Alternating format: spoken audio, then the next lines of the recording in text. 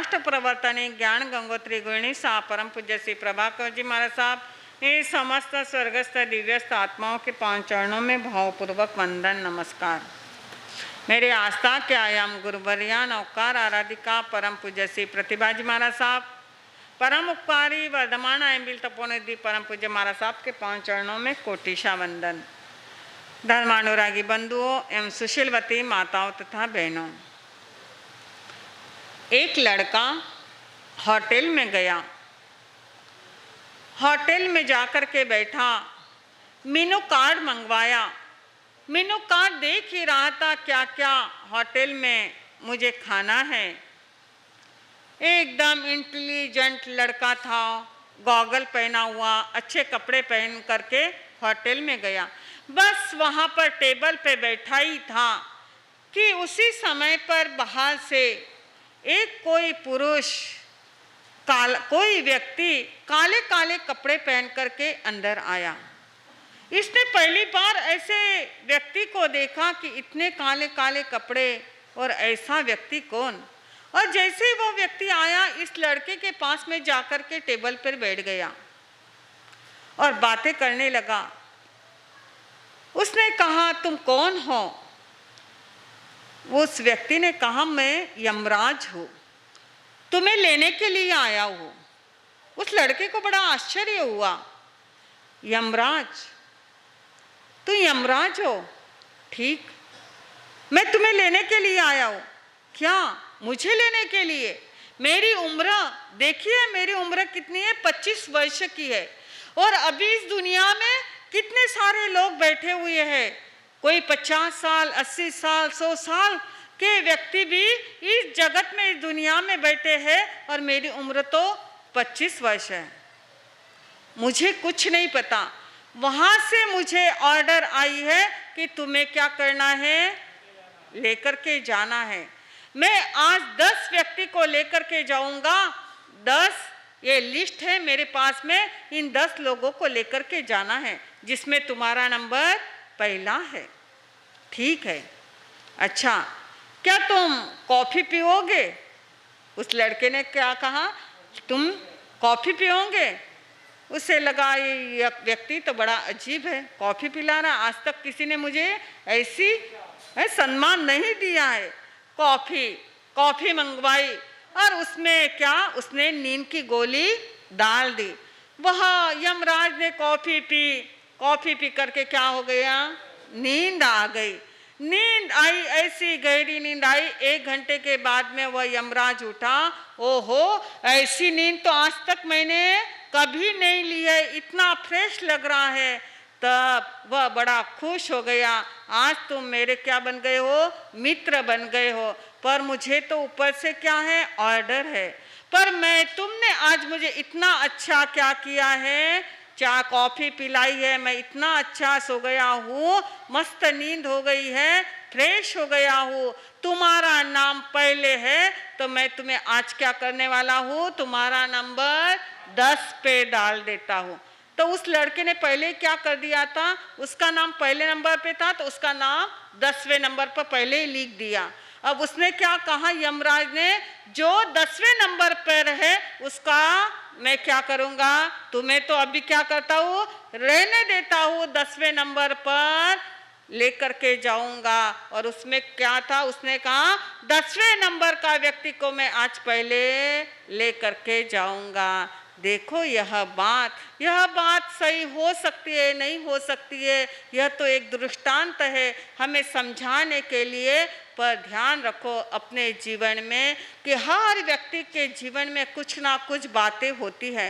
हर व्यक्ति के जीवन में कुछ ना कुछ समस्या होती है। हर व्यक्ति के जीवन में कुछ ना कुछ टेंशन होता है। हर व्यक्ति कुछ ना कुछ सोचते रहता है। हम देखेंगे आज हमारी ABCD को देखते देखते आज हम के लेटर चल रहा है। आप लोग शायद भूल भी गए होंगे कौन सी ABCD का कौन सा लेटर है। जे हो गया था। जे के बाद में कौन सा लेटर है, के लेटर कहता है kick out bad thoughts. Kick out bad thoughts, अपने बुरे विचारों से दूर रहे, छुटकारा पाए। बुरे विचारों से हमें क्या करना है, छुटकारा पाना है। किक आउट बैड थॉट्स, हमारे भीतर में कभी भी कोई भी गलत विचार ना आए। इसके लिए ज्ञानियों ने हमें 3 बातें बताई है कि अपने जीवन में अगर यह बुरे विचार किस तरह से आते, कौन से हमारे भीतर में विचार आना चाहिए, इसके लिए 3 बातें बताई है। उसमें पहली बात है, पहला है गुड थॉट्स।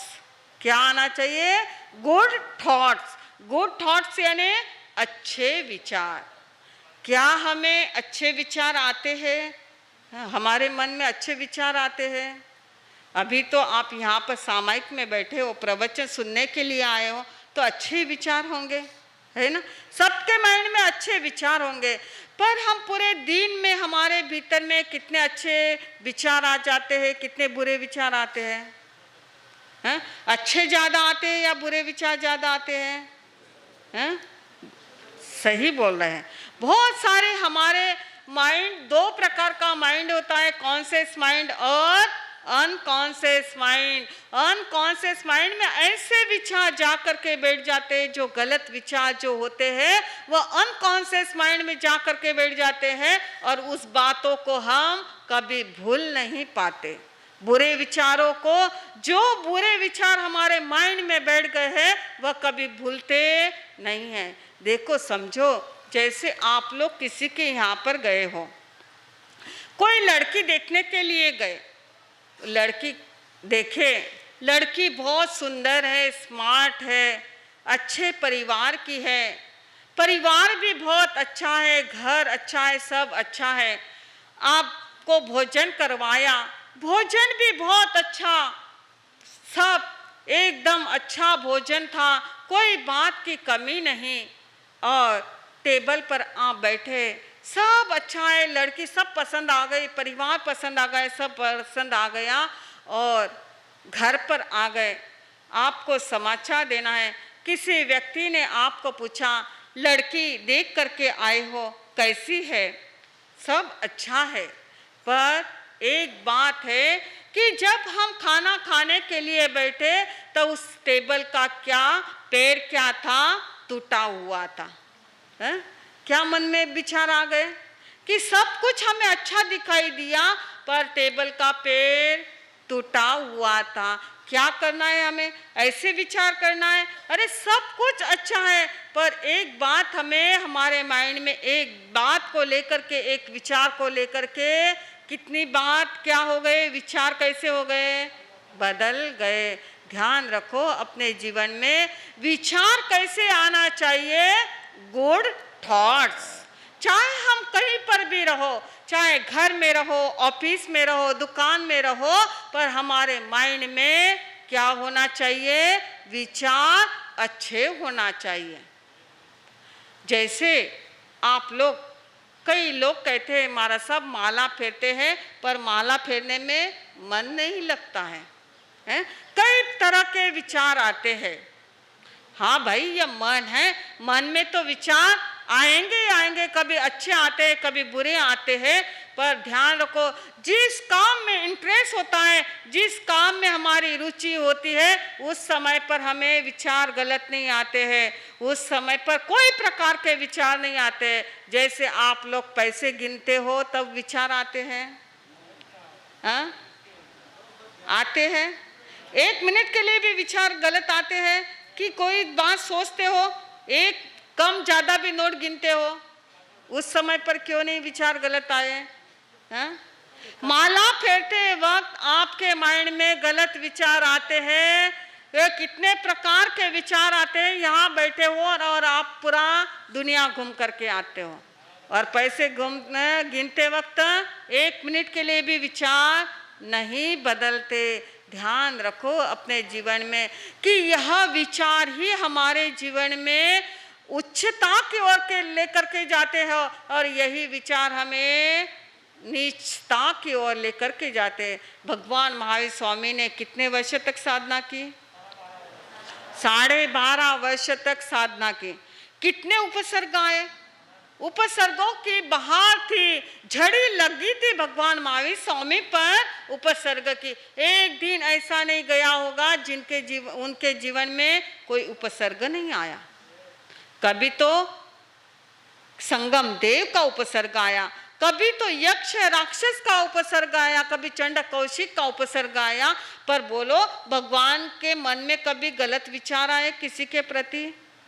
एक मिनट के लिए भी, 12.5 वर्ष में एक मिनट के लिए भी कभी गलत विचार आए क्या? नहीं आए। एक मिनट के लिए भी कभी विचार नहीं आए। अरे संगम देव ने 6 महीने तक भगवान को इतना तकलीफ दी, इतनी तकलीफ दी, इतना उपसर्ग दिया, और जाते जाते जब वह जाने लगा संगम देव, तो भगवान के आंखों में आंसू आ गए। क्यों आए? हैं? क्यों आए? क्या उन्होंने बहुत तकलीफ दी इसलिए आंसू आए? नहीं, आंसू इसलिए आए कि इसने मुझे इतनी तकलीफ दी, पर इसका भविष्य क्या होगा। ऐसे हमारे भीतर में भगवान के जैसे हमारे मन में गुड थॉट्स नहीं आ सकते हैं, पर हम अच्छे विचार तो कर सकते हैं। हम अच्छे विचार, जब जब हमारे माइंड में निगेटिव पॉइंट आ जाए, निगेटिव बातें आ जाए, उस समय पर हमें कन्वर्ट होकर के अच्छे विचार लाना है। यही विचार हमें क्या करते हैं? गलत रास्ते पर लेकर के जाते हैं। हमारे कर्मों का बंध होता है, वह हमारे नरक गति, तिरंज गति के कर्म का बंध हो जाता है। एक बार भी अगर हम गलत किसी के बारे में सोचते हैं, एक बार एक बहन हॉस्पिटल में एडमिट थी, बहुत दिनों से बीमारी चल रही थी, एडमिट हुई। एडमिट होने के बाद में डॉक्टर ने इलाज चालू कर दिया। डॉक्टरों ने कहा तुम्हें यहाँ पर रहना होगा, अभी तो हम तुम्हारा अभी ऑपरेशन नहीं कर सकते, ऑपरेशन तो करना होगा पर अभी ऑपरेशन नहीं कर सकते। एडमिट हुई, यह बात अभी की नहीं है, बहुत साल पहले की बात है, कि वहाँ पर एक रूम लिया और रूम का किराया था 80 रुपया। कितना था? एक दिन का 80 रुपया। और वह बहन ने सोचा कि मेरा ऑपरेशन होगा, मुझे अभी से ही पैसे जमा करना है। बहुत दिनों से जैसे ही तकलीफ उसकी 12 महीना 2 साल से तकलीफ चल रही थी थोड़ी थोड़ी, तो उसने क्या किया, कभी ना कभी तो मेरा ऑपरेशन होगा, तो वो पैसे जमा करने लगी। एक बटवे में उसने क्या कर लिया, पैसे जैसे जैसे उसके पास में पैसे आते उस बटवे में डाल देती। अब एडमिट हो गई, एक दिन का किराया 80 रुपये। ऐसे करते करते उस हॉस्पिटल में उस बहन को कितने दिन रहना पड़ा? 40 दिन रहना पड़ा। बाद में ऑपरेशन हुआ, ऑपरेशन होने के बाद में वह स्वस्थ हो गई, एकदम अच्छी हो गई, और उसका डिस्चार्ज हुआ। डिस्चार्ज हुआ और क्या आ गया हाथ में? बिल आ गया। बिल आया, कितने रुपए हुए? 3200 रुपये, 3200 रुपये हुए। बिल लिया, बिल देखा उस बहन ने, सोचने लगी बिल तो 3200 रुपये आया, और डॉक्टर सामने आए। डॉक्टर को कहा कि मेरी बहुत दिनों से मैंने इस बटवे में पैसे डाले हैं, आपको बटवा चाहिए या 3200 रुपये चाहिए? उस बहन ने क्या कहा, मैं आप कहोगे तो ये मैं 3200 रुपये दूंगी, या आप चाहो तो ये बटवा भी ले सकते हो। तो डॉक्टर ने पूछा इस बटवे में कितने रुपए हैं? वह मुझे नहीं पता, वह मुझे नहीं पता है, पर आपको जितने हैं उतने आपको लेना होगा, गिनना भी नहीं है, और ये बटवा लो या ये 3200 रुपये लो। वह डॉक्टर कंफ्यूज हो गया, क्या करो, बटवा लूँ या 3200 रुपये लूँ, बटवा लूँ या 3200 रुपये लूँ? उस बहन ने कहा अभी आप थोड़ा, एक दिन मैं आपको देती हूँ, आप सोच करके आओ जो बटवा चाहिए या 3200 रुपये। वह डॉक्टर वहाँ से उड़ गया, इतना टेंशन में बटवा लूँ या 3200 रुपये लूँ, क्या लेना चाहिए? हाँ, देखते तो है। आप भी करते 3200 रुपये लिया बटवा। जाते जाते टेंशन हो गया। रास्ते में दूसरा डॉक्टर मिला। क्यों भाई, क्या हुआ? ऑपरेशन सक्सेस हुआ या नहीं हुआ? हाँ, ऑपरेशन तो बहुत अच्छा हो गया, पर उस बहन ने कहा है कि ये बटवा है और ये 3200 रुपये है, मैं क्या लूँ, मुझे समझ में नहीं आ रहा, 3200 रुपये लूँ या बटवा लो। उसने, उस डॉक्टर ने कहा, कहाँ फंसता है वो, बटवे में पैसे हो नहीं हो, तुम तेरे 3200 रुपये ले लें। दूसरा व्यक्ति मिला, उसने कहा कि तुम बटवा ले लो, जितने मिलेंगे तेरे लक में अच्छे रहेंगे तो तुझे मिल जाएंगे, बटवा ले ले।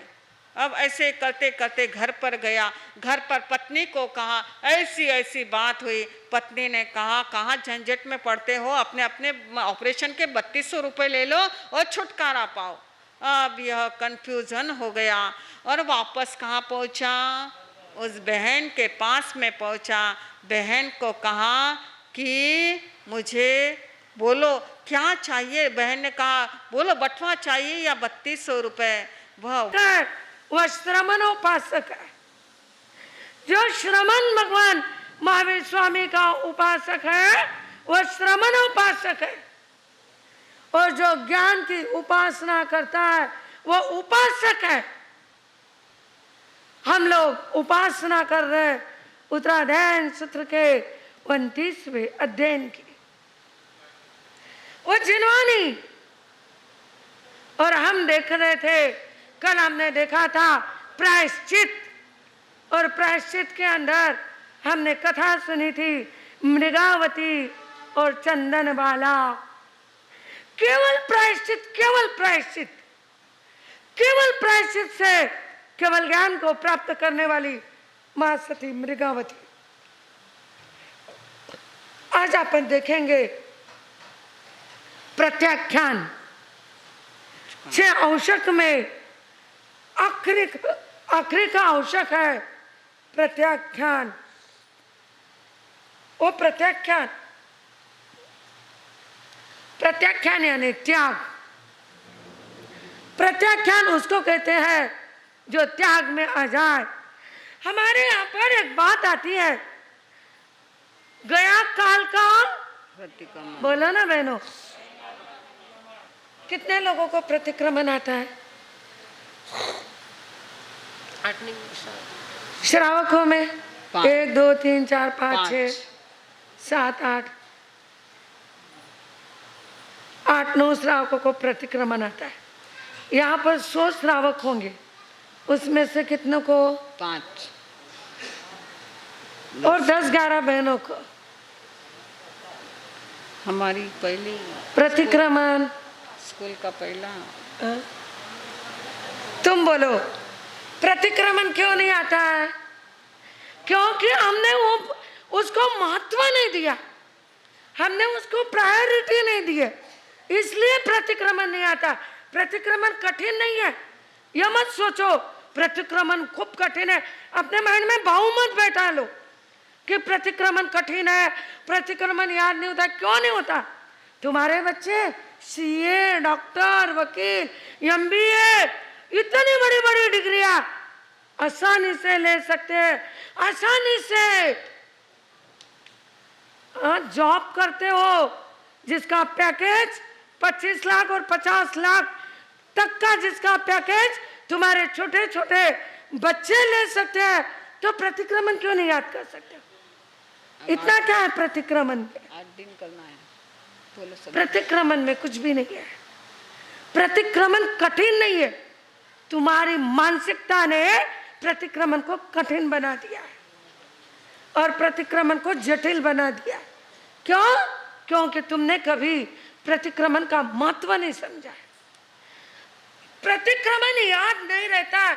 बहुत सारे लोग कहते हैं महाराज साहब करना बहुत चाहते हैं पर प्रतिक्रमण याद ही नहीं रहता है। बहनों, 5 साल पहले तुम्हारे बहन के यहाँ या भाई के यहाँ शादी थी और भाभी ने तुम्हें सिख में हल्की फुल्की साड़ी दे दी। 5 साल बाद तुम्हारे यहाँ पर शादी आई तो तुम भाभी को कैसे साड़ी दोगे? भारी देंगे। अरे बहुत सारी बहनें तो वही साड़ी देती है, संभाल के रखती है।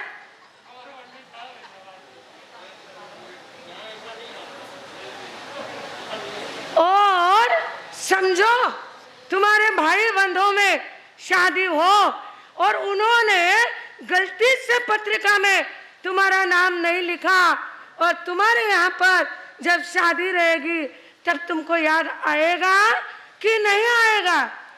बोलो, आएगा ना यार। वो कैसे याद आ गया?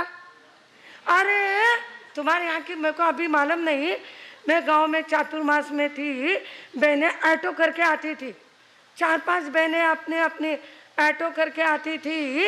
एक बहन ने 4-5 बार पैसे दे दिए और छठी बार जब पैसे देने की बारी आई ना तो बहनें कहती महाराज साहब अब तो मैं मेरे अकेले आऊंगी। मैंने कहा क्यों भाई, 6 बार हो गए मैं पैसे दे रही हूँ, इन्होंने वापस मेरे पैसे भी नहीं दिए। ये कैसे याद रह गया? अरे प्यारचंद जी साहब लोढ़ा जो आप सामने देख रहे हैं काला बोर्ड, उनके सुपुत्र रमेश जी लोढ़ा भी पधारे हैं। मेवाड़ संघ मुंबई आपका हार्दिक स्वागत एवं अभिनंदन करता है। रमेश जी लोढ़ा भाई साहब का मेवाड़ संघ मुंबई हार्दिक स्वागत, शाब्दिक रूप से अभिनंदन करता है। मेवाड़ संघ मुंबई पुनः जो सिद्धि तप चल रहा है, जिन भाइयों और बहनों को आज 5वें उपवास की प्रथम उपवास की लड़ी, परंतु 5-5 उपवास सबने पचक लिए हैं, अपनी इच्छा शक्ति का भव्य प्रदर्शन किया है और आज बोल सकते हैं 1/3 कार्यक्रम सिद्धि तप का हमारा पूर्ण हो रहा है। मेवाड़ संघ पुनः सिद्धि तप आराधकों की सुखसाता पूछते हुए त्याग तपस्या की अनुमोदना करता है और सुखसाता पूछता है। आज सांता क्रूज संघ में मांगीलाल जी साहब पामेचा पधारें अध्यक्ष जी और अपना मनोगत व्यक्त करें। महिला मंडल से भी जो बोलना चाहे सांता क्रूज उपसंघ से कृपया वो आगे पधारें। जो भी नाम निग्रंथ का है, क्या कहा है साधु को? निग्रंथ। जिसकी कोई ग्रंथि नहीं, जिसकी कोई गांठ नहीं, वह है निग्रंथ। 2 प्रकार के धर्म बताए, आगार धर्म, अनगार धर्म। आगार धर्म वो है जो अगारों के साथ त्याग किया जाता है, वो आगार धर्म है। और जहां कोई आगार नहीं वो है अनगार धर्म। कहते हैं आगार धर्म सोने को खरीदने के जैसा है और अनगार धर्म डायमंड को खरीदने के जैसा है। जिस प्रकार आप स्वर्ण खरीदते हो, स्वर्ण यदि आपकी हिम्मत है तो 1 किलो खरीद लो, यदि हिम्मत कम है आधा किलो खरीदो, और हिम्मत कम है तोला खरीदो, 2 तोला खरीदो, और हिम्मत कम है तो 1 ग्राम लो, उससे भी हिम्मत कम है तो 1 रति लो। जितना चाहे उतना लो। सोने में कोई आपको जरूरी नहीं इतना ही लेना। सोना खंड खंड में, भाग भाग में सोना खरीदा जाता है, पर साधु का वो डायमंड, यदि आप चाहो कि मैं डायमंड का 1 टुकड़ा लूं तो वह नहीं होगा। डायमंड तो पूरा लेना पड़ेगा। डायमंड के टुकड़े नहीं होते, सोने के टुकड़े हो सकते हैं, डायमंड के टुकड़े नहीं हो सकते। भगवान ने कहा मानो श्रावक के लिए और साधु के लिए यही बात है, आगार धर्म, अनगार धर्म। आगार धर्म है सोने के जैसा, और वो आगार धर्म 1 व्रतधारी जाओ 12 व्रतधारी। चाहे 1 व्रत लो चाहे 12 व्रत लो, 1 ग्राम सोना लो चाहे 1 किलो लो, जितना चाहो उतना लो, जितनी हिम्मत उतना लो, जितने आगार रखना है उतने आगार रखो। यह है आगार धर्म। पर अनगार धर्म में नहीं है। संतों के लिए कोई आगार नहीं है। महाव्रतों का पालन करो और महाव्रतों को स्वीकार करो, पूर्ण स्वीकार करो। और पूर्ण स्वीकार करने के लिए ही ये अनगार धर्म है। हमारी बात चल रही है उत्तरायण सूत्र की। उत्तरायण सूत्र निवाचना, उत्तरायण सूत्र निवाचना, प्रभु मावी अंतिम देशना, प्रभु महावीर अंतिम देशना, जिनवानी झेली लो प्रेमती, जिनवानी झेली लो प्रेमती, करो श्रद्धा थी साचिया उपासना, करो श्रद्धा थी साचिया उपासना।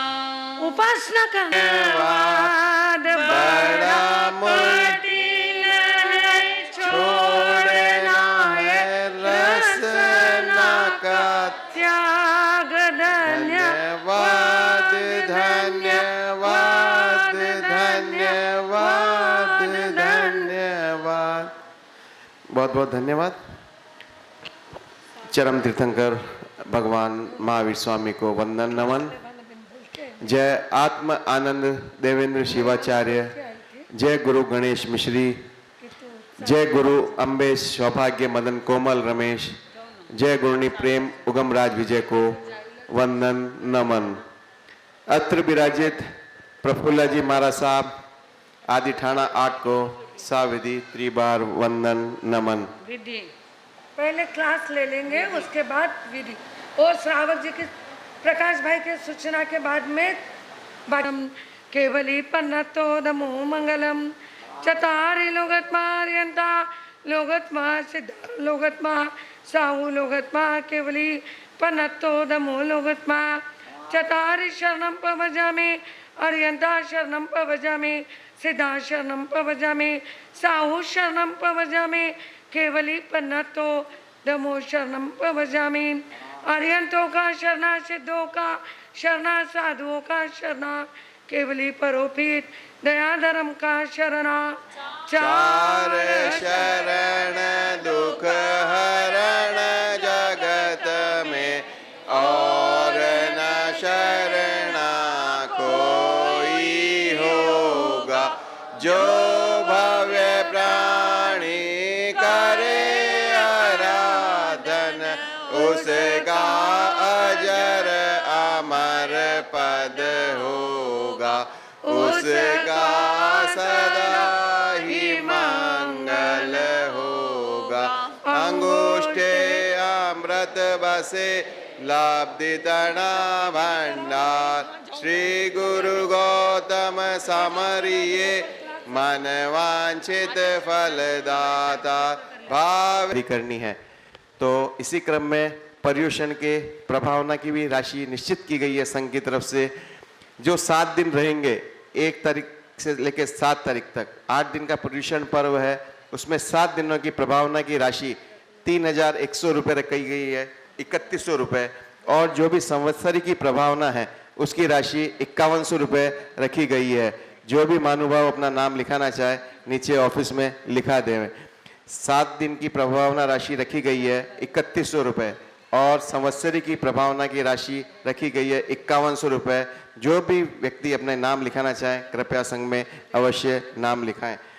आज के प्रश्न के जो लकी ड्रॉ लगे हैं उनके नाम है मूलचंद जी साहब लोढ़ा, गंगोत्री नमो नमः, समताधारी नमो नमः, समताधारी नमो नमः। जय जय जिन शासन का चंद, जय जय प्यारा विवेकानंद।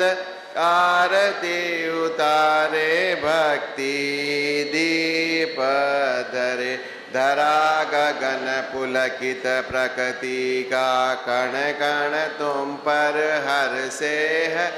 नित नित विकसित नव कुसुमों का पराग तुम पर वर्षे। चंदो मुलक मुलक मुलकांत, सूरज कण कण में दमकांत। आरती उतारे भक्ति दीप धरे, पाकर तुमको धन्य धरा जिन शासन गौरवशाली है। कदम कदम पर नव वसंत है, कदम कदम दीवा पूजित संत। आरती उतारे भक्ति दीप धरे, जनक किशोरी के सुत पर यह त्रिभुवन आज निछावर है। अम्बा गुरुवर मंगल मूरत समता, मौक्तिक शिष्य संत गुणवंत। सब जन धन धन शब्द वदंत। आरती उतारे भक्ति दीप धरे, फतेह नगर की पुण्य धरा पर पावन धाम महान है। स्वर्ग सिधारे जहाँ पर ला भक्तों के भगवान है। सेवा करते सुर धर्म अर, पावे केवल ज्ञान, पावे पद निर्वाण। तिखुतो आया हीणम पाया हीणम करेमि वंदामि। नामं स्वामी सक्कारेमि सम्मारेमि कल्याणम।